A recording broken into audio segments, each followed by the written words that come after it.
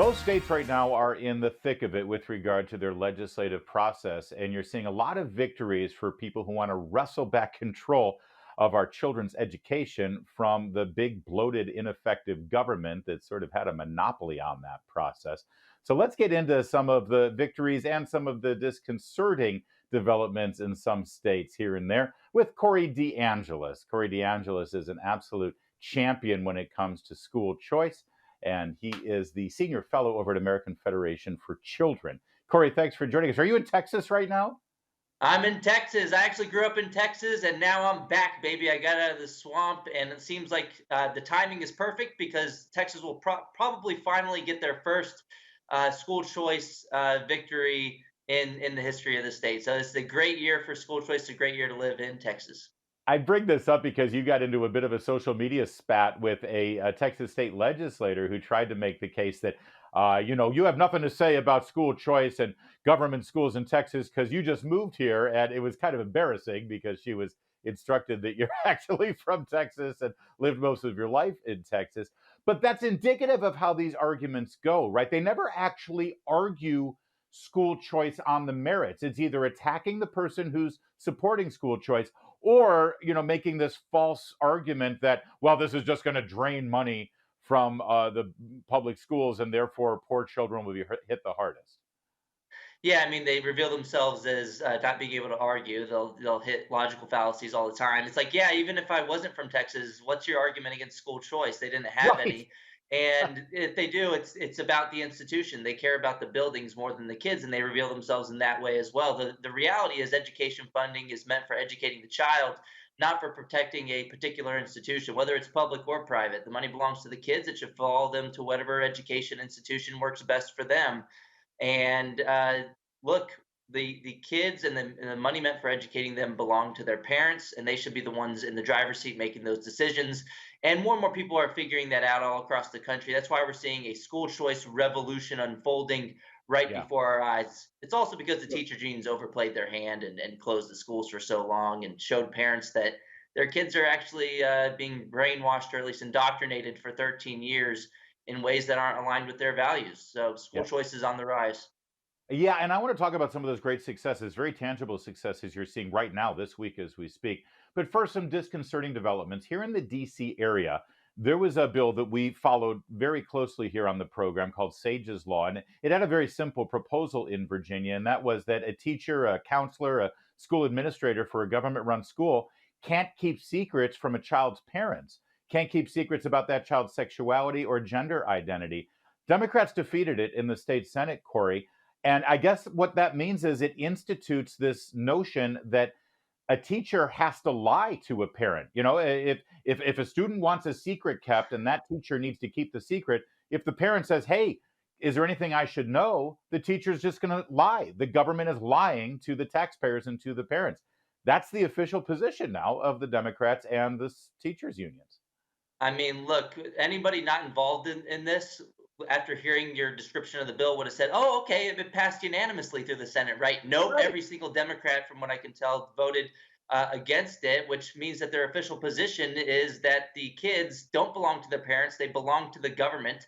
And the more that the Democrats reveal themselves as having this communist ideology that the kids belong to the state and not their individual families, the more that they're going to lose seats in November. So this is great news for Republicans, seeing Democrats come out and vote to keep secrets from parents about their Yeah. own children. It's like they learned nothing from Terry McAuliffe in 2021. I don't think parents should be telling schools what they should teach, he said in the final debate stage Yep. where he lost against Youngkin on the issue of education. If the Republicans are smart, they'll lean into this as hard as possible coming up on the elections, and maybe they'll get a majority in the Senate too. You're right, Corey. And listen, as much as I want Republicans to win because I am a Republican, I truly do wish this was a nonpartisan issue. I wish Democrats could at least agree on something like this.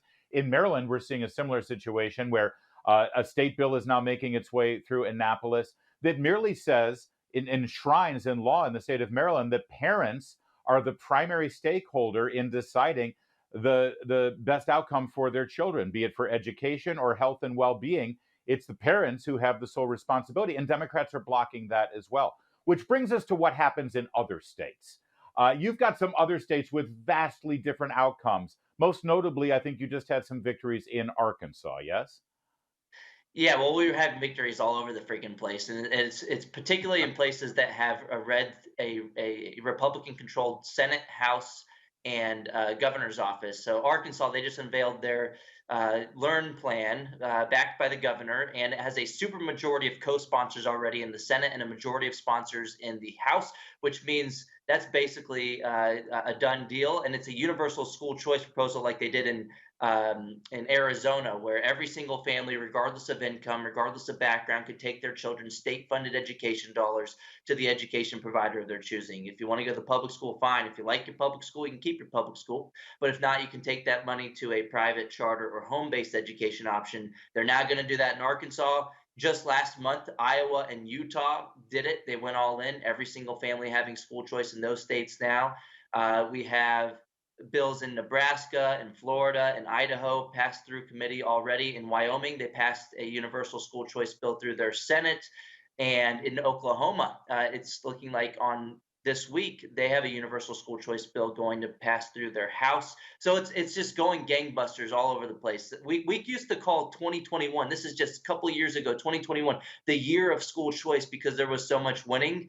We've already beat 2021 and 2023, and it's only February. The dominoes are falling, and there's nothing the teachers' unions can do about it. They're freaking out. They're losing control over the minds of other people's children, and nothing is going to stop us Yeah. because red states are engaging in friendly competition, and it's the right thing to do. I mean, this is the kind of competition that I'm excited about. It's Yeah. the kind of competition I can get behind, and ultimately, it's going to lead to all families in America having school choice because the more that the Democrats lose on this issue by overstepping and losing seats, the more that parents hold them accountable at the ballot box, the more that they're going to have to defect. I mean, we're seeing some Yeah. high profile Democrats defect and start to support school choice, but it's only going to happen when parents hold them accountable. They're the new special interest group in town. The kids have a union of their own, and it's absolutely glorious to see this all It unfolding. is. Congratulations on that. Corey, real fast, we only have a minute left, but if people are watching in a state where they want to move these initiatives along as well, how can they get Corey DeAngelis to come out to their state and rally the troops in the way that you do? What's the best way to get you out there? Yeah, well, direct message me on Twitter. The DMs are open. I'm at DeAngelis Corey. I'm probably most responsive there. But if you go to the federationforchildren.org website, you can contact us at the organization, the American Federation for Children there, federationforchildren.org. And it really does tell you in our final 30 seconds, the fact that Democrats are just doubling down and getting even more shrill on this, it tells you just how powerful that teachers union is. They're still married to that teachers union money, even though it's making them lose.